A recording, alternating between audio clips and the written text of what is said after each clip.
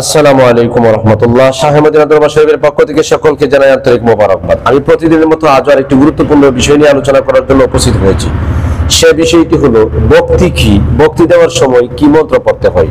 এই মন্ত্র না পড়লে বক্তি দিলে বক্তি কোনো কাজে আসবে না, আর বক্তি কিন্তু মুক্তি মিলে। আসল বিষয়টি আলোচনা করা যাক। আলোচনাটি করার আগে চ্যানেলটি যারা নতুন আছেন আপনারা সাবস্ক্রাইব করে বেল আইকন বাজিয়ে পাশে থাকুন। ভিডিওটি শুরু থেকে শেষ পর্যন্ত দেখার চেষ্টা করুন। আসুন আমি খোলামেলা কথা বলি। তার আগে আমি আপনাদেরকে একটা দাওয়াতনামা দিচ্ছি। সামনের ডিসেম্বর মাসের 6 তারিখ রোজ শনিবার দিবাগত রাত্র সারা রাত্র ব্যাপী শাহ মদিনা দরবারে বাৎসরিক ওরস শরীফ অনুষ্ঠিত হবে। বাংলাদেশের 64 জেলা থেকে লোক আসবে, আপনিও আসবেন ইনশাআল্লাহ। একটা কথা বলে দিচ্ছি যে অনেকে আমাকে যোগাযোগ করেন, কথা বলার জন্য আপনার আবেদন করেন। এই যে স্ক্রিনে দেওয়া যে নাম্বার আছে, স্ক্রিনে দেওয়া নাম্বারে আমার সাথে সাক্ষাৎ করার জন্য বা দরবারে আসার জন্য আপনারা যোগাযোগ করবেন। আসুন আলোচনা করা যাক। বক্তি কি বাবা? বক্তি একটা বাংলা শব্দ। বক্তি বক্তি কিন্তু মিলে মুক্তি। এটা পীর মুর্শিদকে বক্তব্য দিয়ে থাকে। সচরাচর সবাই এই বক্তি দিতে পারে না, দেখাইতেছে ঠিকই বক্তি দিতেছে, কিন্তু বক্তি হয় না বাবা। বক্তি কিন্তু এটা হয় না, সব মুরিদানরাই বক্তি দিতে পারে না। বক্তি বড় উচ্চ আঙ্গের কথা। মনে করে যে পীরের কাছে গেলাম, মাথা নোয়া দিলাম, এটাই মনে বক্তি হয়ে গেল। না বাবা, এটা না। বক্তির তো নিয়ম আছে, সিস্টেম আছে এক একটা জিনিসের। সঠিক কর্ম না জানলে, সঠিক বক্তি না দিতে পারলে তো এই বক্তির কোনো ফায়দা হলো না। তাই আসুন সঠিক বক্তি কিভাবে দিব, বক্তৃতা দেওয়ার নিয়ম কি? গুরুর ডান পায়ের বৃদ্ধাঙ্গুলে, মুর্শিদের ডান পায়ের বৃদ্ধ আঙ্গুলে বক্তৃতা দিতে হয়। কেউ যায় অন্য জায়গায় বক্তি দেয়, বিভিন্ন জায়গায় বক্তি না। মুর্শিদকে বক্তি দিলে বাবা, এটা বক্তি অর্থ কি? শ্রদ্ধা। বক্তি অর্থ কি? অনুপ্রেরণা। বক্তি অর্থ কি? গভীর প্রেম। এটা যারা দিতে জানে তাদেরকে গভীর প্রেমে যারা নিমগ্নিত হয়েছে, মুর্শিদের প্রেমে যারা ফানা হয়েছে, যারা মুর্শিদ চিনছে, তারাই কিন্তু এই বক্তিটা দিতে পারে। আর আছে কেউ দেখা দেখি আগে দেয়, কেউ যদি অযথাকে যায় বক্তি দেয়। দেখা গেল অনেক পীরের মুরিদ আছে, বক্তি কিভাবে দেওয়া লাগে এটাও জানে না। বক্তির মধ্যে একটা দোয়া আছে বা একটা মন্ত্র আছে, এটাও কিন্তু পারে না, জানে না, দেয় না।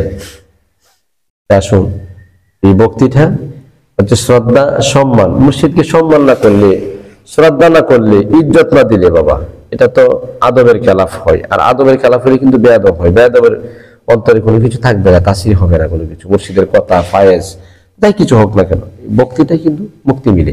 তাহলে পায়ের বৃদ্ধাঙ্গুলে দিতে হবে মুর্শিদের। এই যে প্রায় পায়ের যে বৃদ্ধাঙ্গুল আছে, ওইখানে যায় মুর্শিদকে বক্তি দিতে হবে বাবাজিরা আমার। বক্তি দেওয়ার সময় যে মন্ত্রটা পড়তে হবে, এই মন্ত্রটা হচ্ছে আপনার যে চোখে চোখে দর্শন। বক্তি দেওয়ার সময় এ কথাটা বলতে হবে।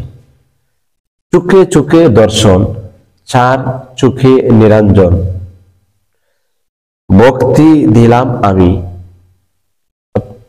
আমি দিলাম বক্তি, বাজান করো মুক্তি, গুরু করো মুক্তি, মুর্শিদ করো মুক্তি। আমি আবার কথাটা বলছি, আপনারা লিখে নেবেন প্রয়োজনে।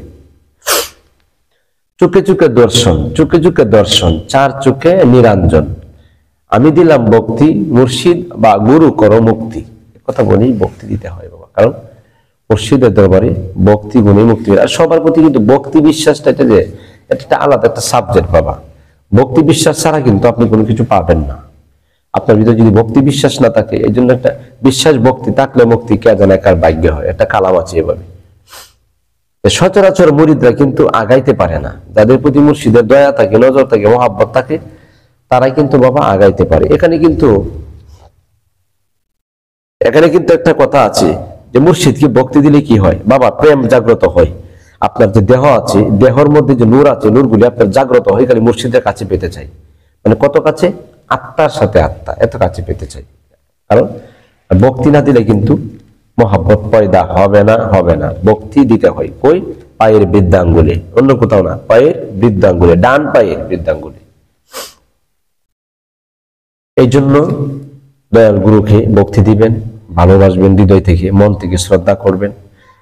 তো বাবার আসলে এখন যে বর্তমান যুগের যে পরিস্থিতি, পীরের কাছে বিক্রি হয়, কিন্তু পীর কি দেয়?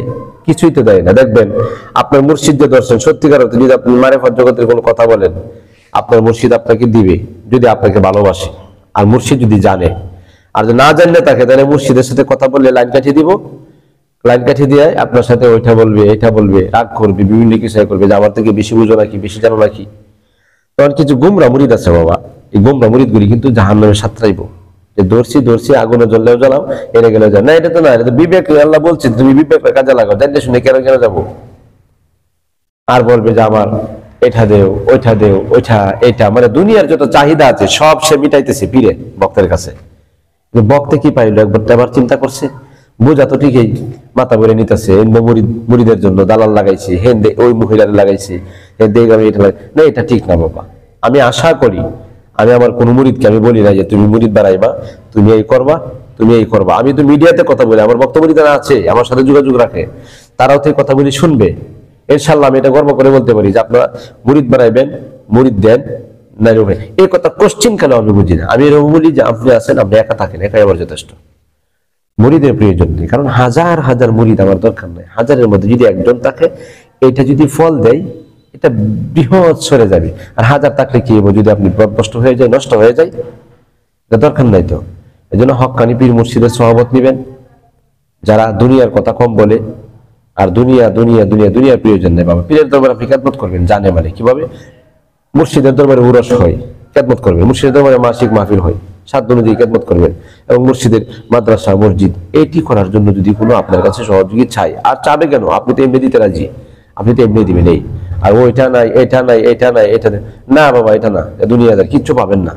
এখান থেকে আপনি বেরিয়ে আসেন, চলে আসুন, যে কোনো অন্য জায়গায় আপনি যান। তবে হক্কানি একজন আলেম যাতে হয় বাবা, আপনার মুর্শিদ যাতে হক্কানি একজন আলেম হয়। হ্যাঁ, সুন্নতের যে তেলাবাস থাকে, নবীজির পুরাপুরি যেন অনুসরণ অনুকরণ থাকে, না কিন্তু জীবন বিফল। কারণ একটা ভক্ত আশা করে গাছ লাগায়, আশা করে গড় বাঁধে। বলতে পারেন যে বাজান আশা করে গড়টা কি বা গাছটা কি?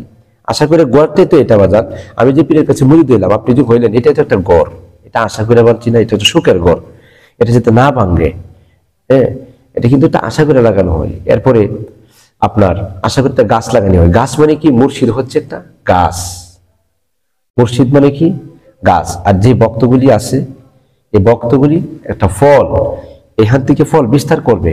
এখন গাছ যদি মারা যায়, গাছ যদি চলে যায়, তাহলে কিন্তু আর ফল দিতে পারবে না। এই জন্য গাছটাকে যত্ন করে রাখবেন।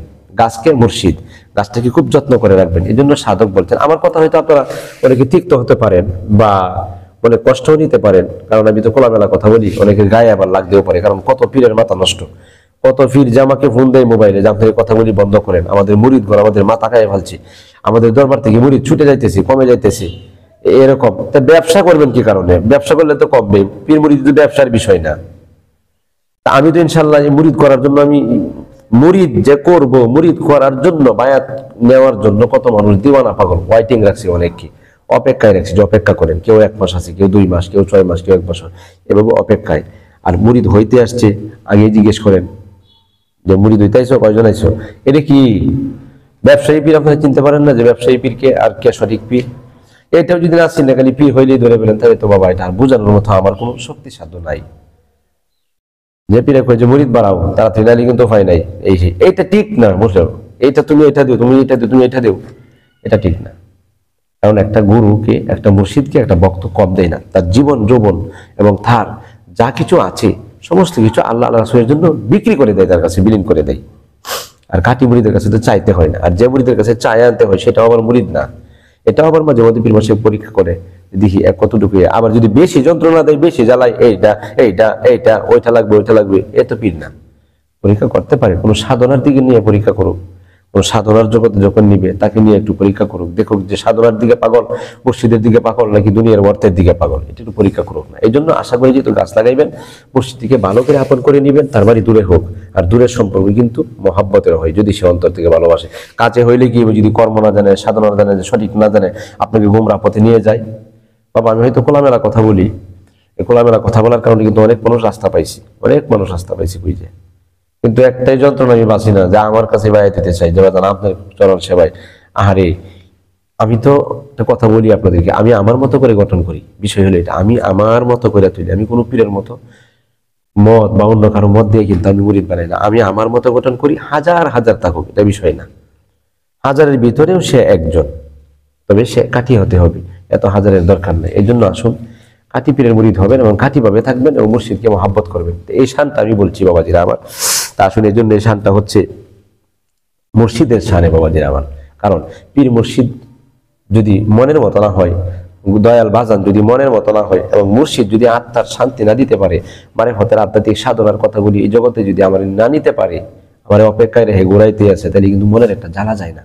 মনের জ্বালাটা কখন নিবারণ হবে? যখন দুইটা আত্মা একসাথে হবে, আত্মার শান্তি দিবে। কারণ মানসিক চিন্তা থাকলে, আত্মার অশান্তি থাকলে নামাজ ভালো লাগে না, রোজা ভালো লাগে না, জিকির ভালো লাগে না, খাবার দাবার ভালো লাগে না, ঘুম ভালো লাগে না, নিদ্রা ভালো লাগে না, ঘর বাড়ি ভালো লাগে না, স্বামী পরিবার পরিজন কিচ্ছু ভালো লাগে না। আত্মার শান্তি যখন মুর্শিদে দেয়া দেয়, দেখবেন সবকিছু, নিদ্রা হচ্ছে, ঘুম হচ্ছে, তাহাজ্জুদের নামাজ ভালো লাগবে, ইবাদত বন্দেগী, রোজা, কোরআন তেলাওয়াত সবকিছু কিন্তু ভালো লাগবে। কিন্তু এটা তো পাইতে হবে।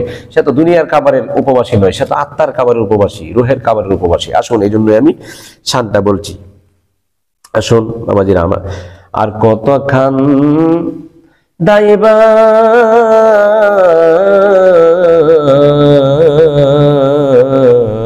দয়াল ও দয়াল, আর কান্দাইবা কত খাল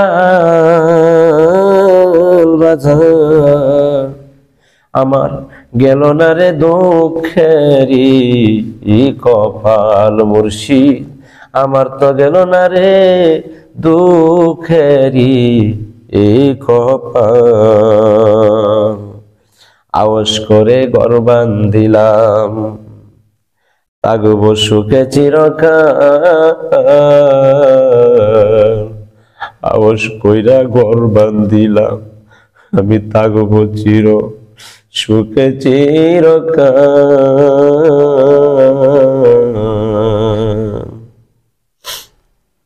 আরে হঠাৎ করে এক জ্বর আসিল রে ও বাজার, আমার ওরাই নিল ঘরের চাল বাজার, আমার কান্দাইবা আর কত কাল, আমার কান্দাইবা আর কত কাল।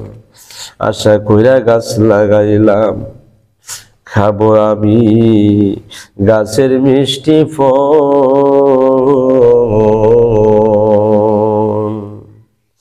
ওরে সেই গাছে ফল না ধরিতে রে ও বাজার, সেই গাছে ফল না ধরিতে রে ও বাজান, বাইঙ্গা গেল গাছের ডাল রে বাজান, আর কান্দাইবা কত কাল মুর্শিদ, আর কান্দাইবা কত কাল। আরে আমার গেল না রে দুঃখেরি কপাল, আর কান্দাইবা কত কাল। সুপ্রিয় দর্শক, এই শানের মধ্যে একটা প্রেম রয়েছে, আত্মার শান্তি রয়েছে এখানে। আশা করি আপনারা আলোচনাটি বুঝতে পেরেছেন যে ভক্তি কি, ভক্তি দেওয়ার নিয়ম কি, ভক্তি দেওয়ার সময় কি মন্ত্র পড়তে হবে। ভিডিওটি লাইক, শেয়ার করে কমেন্টসে মতামত জানিয়ে আজকের মতো এখানে শেষ করছি। সকালে ভালো থাকুন। আসসালামু আলাইকুম ওয়া রাহমাতুল্লাহি ওয়া বারাকাতুহু।